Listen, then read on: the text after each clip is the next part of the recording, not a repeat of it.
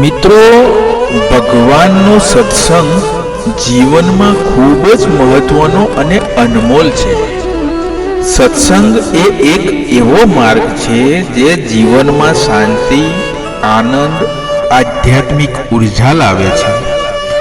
તે માનવીને સાચા માર્ગ પર દોરે છે અને જીવનના તત્વજ્ઞાનને સમજાવવામાં સહાય કરે છે.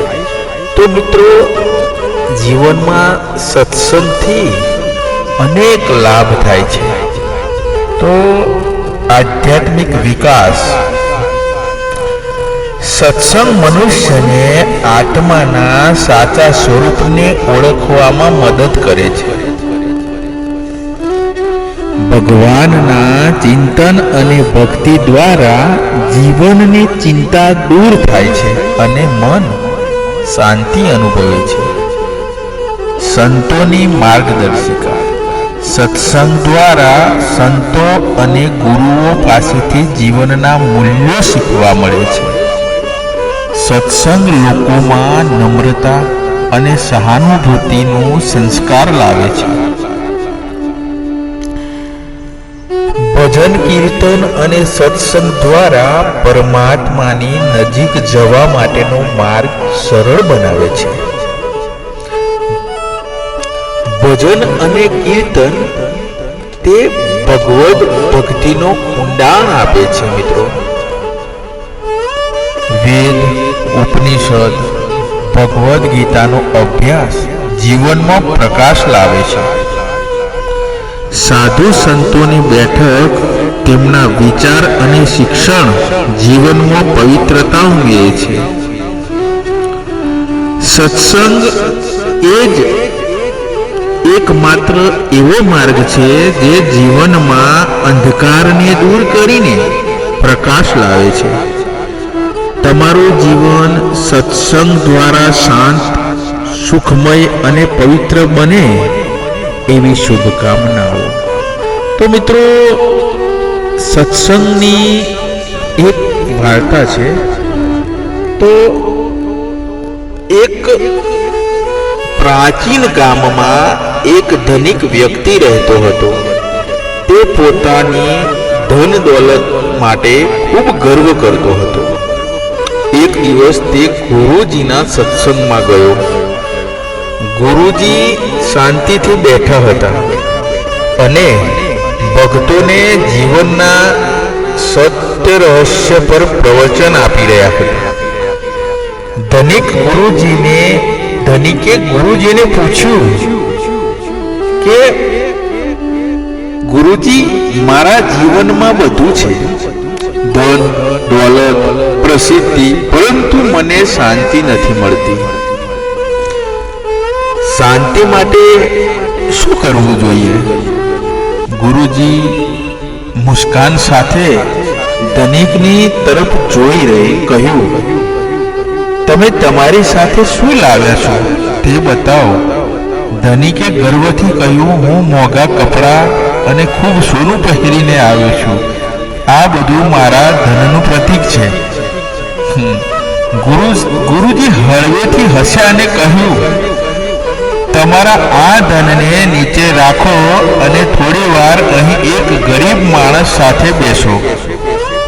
ધનિકે ગુરુજીની વાત માનીને પોતાના દોલતના ચિહ્નોને નીચે રાખ્યા અને સાદા દેખાતા ગરીબ માણસ સાથે વાત કરવા લાગ્યો. તે માણસ ખૂબ ખુશ અને શાંતિપૂર્વક બોલતો હતો. તેના જીવનમાં ખૂબ ઓછું હતું, પણ તે ભગવદ ભક્તિથી સમૃદ્ધ હતો. સાચા આનંદને અનુભવતા ધનિકે ગુરુજી પાસે પાછા જઈને કહ્યું, ગુરુજી, આ માણસ પાસે તો કંઈ જ નથી, પરંતુ તે કેટલો ખુશ છે. એ મારી દિનવઈ વસ્તુઓથી વધુ શાંતિ અનુભવતો જણાય છે. આનું શું રહસ્ય છે ગુરુજી? તો ગુરુજી બોલ્યા, સાચો આનંદ અને શાંતિ જીવનમાં ભગવાનના સ્મરણ અને સત્સંગથી મળે છે. જગતના ધનથી તો તાત્કાલિક સુખ મળે છે, પરંતુ શાંતિ અને સંતોષ માટે આત્માની ભક્તિ જરૂરી છે. તો તારા ધનનો ઉપયોગ લોકસેવા માટે કર અને ભગવાનના નામનો સંગાથદાર. તારા જીવનમાં શાંતિના પ્રકાશનો અનુભવ થશે. આ વાતથી ધનિકની આંખો ખુલી ગઈ. તે દિવસે તેણે પોતાના ધનનો ઉપયોગ ગરીબોની મદદ કરવા માટે નક્કી કર્યું અને દરરોજ સત્સંગમાં આવવાનું નિયમિત કર્યું. તો સાચું ધન એ ભક્તિ, શાંતિ અને લોક સેવામાં છે. ભૌતિક સુખ ક્ષણિક છે, પણ સત્સંગ જીવનમાં અખંડ શાંતિ લાવે છે. તો મિત્રો, સત્સંગની પ્રેરણાદાયી વાર્તા હું તમને બીજી એક વાર્તા સમજાવું. સંતોષનો ખજાનો. તો એક ગામમાં વિદ્યાર્થી નામનો એક યુવક રહેતો હતો.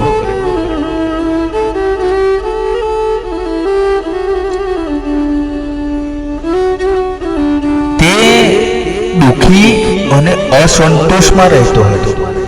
તે સતત પોતાની મુશ્કેલીઓ અને પોતાના જીવનમાં ઊંડાણ કરતી સમસ્યાઓ વિશે પરેશાન હતો. એક દિવસ ગામમાં એક પ્રખ્યાત સંત આવ્યા અને બધાને સત્સંગ માટે બોલાવ્યા. વિદ્યાર્થી પણ શાંતિ મેળવવાની આશાએ ત્યાં ગયો. સત્સંગ દરમિયાન સંત શ્રીએ કહ્યું, આ જગતનું દરેક દુઃખ સંતોષના અભાવથી છે. જો તમે સંતોષનો ખજાનો શોધી શકો તો તમારું જીવન સુખમય બની જશે. વિદ્યાર્થીએ અવકાશ મેળવીને પૂછ્યું, ગુરુજી, આ સંતોષનો ખજાનો કઈ જગ્યાએ છે? મને તે શોધવા માટે શું કરવું પડશે? સંત શ્રી હળવેથી હસ્યા અને કહ્યું, તું આ ઘટના પરમ સંતોષના ખજાનો શોધવા માટે 3 દિવસ સુધી માનવીય સેવા કર અને પછી મારી પાસે આવજે. વિદ્યાર્થીએ સંતની વાત માની. તે 3 કામ વગરના ઘરોમાં ગયો અને ગરીબ, વૃદ્ધ અને રોગગ્રસ્ત લોકોની સેવા કરવા લાગ્યો. તેણે પોતાના દુઃખો ભૂલીને ચિત્તપૂર્વક લોકોની મદદ કરી. તેમજ 3 દિવસ પછી તે ગુરુજી પાસે આવ્યો અને કહ્યું, ગુરુજી, હું ખજાનો શોધવા ગયો હતો, પરંતુ હવે મને કોઈ ખજાનો શોધવાની જરૂર નથી લાગતું. જેમ જેમ મેં લોકોની મદદ કરી તેમ હું અંદરથી ખુશ અનુભવતો ગયો. સંત શ્રી સ્મિત કરીને બોલ્યા, તે જ સંતોષનો ખજાનો છે. લોકોની સેવા અને ભગવાનના સ્મરણથી તું જીવનમાં શાંતિ અને સંતોષ મેળવી શકીશ. તે તારા અંદર જ છે, પણ તને તેને જાગૃત કરવો પડશે. મિત્રો, સત્યનો ખજાનો ભગવાનના નામના સ્મરણ અને નિસ્વાર્થ સેવામાં છે, જેનો અંતરાત્મા શાંતિથી ભરાય છે. તે જ સાચો સંતોષ અનુભવે છે.